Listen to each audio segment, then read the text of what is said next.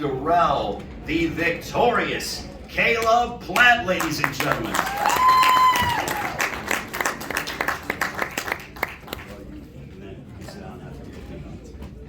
What's going on, everybody? Appreciate y'all coming out today. Appreciate the support for the fight. And, me and my team, we did exactly what we want to do. Stay patient. Don't listen to the crowd. If they start, yip-yapping, doing this, doing that, just stay disciplined, stay focused, stick to the game plan. That's what we did. And then, boom, good night. So, appreciate y'all. Any questions? Caleb, Larry, Michael, Fight Sports, you showed great patience. Could you tell us when you thought you might be able to score that left hook, and tell us about the knockout itself? I landed some nice right hands, some nice left hooks, and I knew it was coming at some point. It's just about staying patient, like I said, sticking to the game plan, and staying zeroed in. That's what we did. A lot of talk during that fight. What were the last things you exchanged in the ninth round before things would be really wrapped up with a bang? I can't really remember specifically. Nothing too crazy, just some bigger back and forth. So. Caleb, you exchanged words with, I think that was Jamal Charlo there. You guys kind of had a little talk back and forth. What was it that you guys said that you could share that with us? I just let him know it was easy. That's all. He couldn't do nothing with me. From round one, it was a complete shutout. He couldn't hardly touch me. And I was doing what I wanted at will until he went to sleep. Yo, Caleb, you were doing a whole lot of feints during the course of that fight. What did you see in Dirrell's defense that kind of set up those shots, especially the double left at the end? Feints can be a lost art. So, we do a lot of things in boxing. We try to, stick to the art of boxing, and that's what we did tonight. Use our feints, use the jab, use the ring, and I did a little bit of everything, touch the body, and like I said, I've been saying, just sticking to the game plan. Was explosive. How would you rank that knockout in your career? I'd say it'd be the best knockout of my career and knockout of the year. Caleb, we know you want to fight anybody, doesn't really matter, but the ball's in your court. So if Benavidez, Charlo, Morrell, who would be like the number one guy you would want to fight next? Any of them, honestly. With the time off that I had out of the ring, I could have came back after the Canelo fight and had a sparring session of a match, but I knew I couldn't get the biggest fight right away after a loss. But I wanted to make the biggest fight possible for y'all, for the fans, for my career, for my legacy, and this is the biggest fight that we can make coming off of a loss. And moving forward, I want to continue to make the biggest fights that are possible and keep picking the super middleweights off one by one. John Zimmer, Into Boxing. Can you speak a little bit? You two were talking in the lead up to the fight. How much Dirrell was talking, how much you heard all the comments from fans talking about your power, talking about the white boy comments. You seemed very vindicated after the fight. Can you speak to just that sense of vindication and satisfaction? Just reiterating what you said. He had a lot to say about me. Calling me a lot of names, talking about my race, what I'm able to do. I ain't never fought nobody. I ain't never hurt nobody. Well, I fought him and I hurt him. So. Like I said in the ring, skin color don't win fights. What's in here wins fights, and what's in here win fights. And that's what we did. Caleb, if you had to self-assess your performance tonight, what did you love the most, and what do you want to do better next fight? I feel like I did great. Again, I hardly got touched with anything. It was a complete shutout until I dropped him. And but just continuing to smooth the edges of my game. I feel like I really stick to my craft. I got a great team with Breadman. This is my first fight with Breadman. He works great with my dad, Coach Wade, the whole team, Jordan, my wife. And, I work really hard for this moment. So we just going to, rest a little bit, enjoy the holidays, and then get right back to work, continue to smooth the edges, and just keep moving forward. Caleb, can you just take me into the celebration there at the end with the shovel and just tell me what that means and why you decided that was what you wanted to do in that moment? I was just burying the beef between us, that's all. That's it? Nothing more? With all the derogatory remarks at the beginning, and then it followed into the ring, he was trying to take you out of your discipline with all the rough out tactics. How hard was it for you to keep your discipline there? Not hard at all. I'm a professional. I've been doing this for a long time at a high level. I'm a Go national champion. I'm an Olympic alternate, a former world champion. And with only 23 fights, I stepped up early in my career to fight for a world title as an underdog. And, I got a lot of amateur experience, international experience. So, it just comes with the territory. It's just about staying, remaining focused, remaining disciplined. And that's what we did. There's nothing, like I told y'all in the lead up to the fight, there's nothing he can do that's going to pull me out of my game plan, pull me out of my zone. And it's what we did. It's what I did. Must have been a little rush when that knockout punch landed, though, huh? It felt all right. Yeah. What did you learn from the Canelo fight that you used for Anthony? Besides, I don't know about one specific thing, but most importantly, just the experience.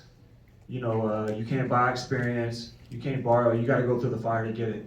And I did that, and I feel like I did that with grace. I went out on my shield. I didn't just come for a check. I laid it all out on the line. And, it was a good experience, and now I've gotten to, take that experience with me into these other big fights. And, experience is priceless, and it paid off tonight. Hey, Caleb, you received some criticism. Can you take us back to the moment when you landed the body shot? You heard fighters say before that time kind of slows down before you land that KO punch. What was the moment like before you landed the punch that ended the bout? I noticed him, how he's reacting to my punches, some things that he was doing, and I was just taking inventory. Like I said before, remaining patient and calm and disciplined, and again, just taking inventory of how he's reacting and what he was doing, and just playing chess, knowing how he was going to react and setting the shot up. Hey Caleb, you received criticism in the past by fans just about your power. Do you think that this fight kind of changes that narrative or shifts anything for you? I'm not really concerned with what people say about me or what they have. If I listen to people, I wouldn't even be at this level. So I know what I'm capable of, and in the past, even people said that I haven't, had power, but then they wind up just standing there looking at me for the most part, most of my opponents. And so, if I don't have power, then why not just keep on going? So people can say what they want. Me and my team are going to remain focused, zeroed in, continue to smooth the edges, keep working, and just get better. Caleb, speaking of ignoring the people, you talked a little bit about ignoring the crowd, and obviously the reaction to the kind of slower pace of the fight earlier on can you just speak about what it was like being patient in that moment and waiting for your time? I thought it was just just here and there, the crowd getting a little antsy, but the crowd's going to do that at times. This ain't the first fight for that to happen, so it's just again staying focused, not listening to the crowd, listening to my coaches, and doing what we came to do. Just a question for Breadman. I think I was trying to read your lips, and it looked like you were saying, I told you, like after the fight. Did you kind of expect Plant would score that knockout, man? First time I caught pads with him, I was like, damn, man, you punch a lot harder than people realize. And he was like, man, I just be working on my defense. I haven't always been committing to my shots, but I can punch. And we were just working on different things with the shields and stuff, and I was just really impressed. And he knocked out a couple guys in sparring just like that, like sleep. And I was like, and I came to his room last night and I said, man, the world haven't seen the things that I seen in the gym. Sometimes you probably overthinking in the fights. I want you to slow yourself down. I want you to show everybody what I seen, because I'm kind of being humble when they keep saying that you can't punch. We was talking about it through camp. I'm like, man, you gonna hurt this dude if he run up on you and think that you can't punch. So we went for a walk last night and we talked about life. And I told him I want him to show everybody publicly what I seen privately in the gym, man, and he did it. So, that's just a rumor that he can't punch. All punches hurt. He's a fast, explosive kid, and when you got speed like that, you hit people like you shock them. They don't see it coming, man. So, that's guys in the media that's not in the ring. All punches hurt. Don't believe this man can't punch. He's very explosive. He's very strong. He's very athletic. He may not be like the biggest puncher in boxing, but you just can't just walk up on him. Two more questions. Go ahead and keep believing that. That's what we want. Two more questions for Caleb Plant, and then we will allow him to enjoy the time with his family. Egypt X fight for mental health. Caleb, what was your mindset like in the lead up to this fight and throughout the fight? Was it any different?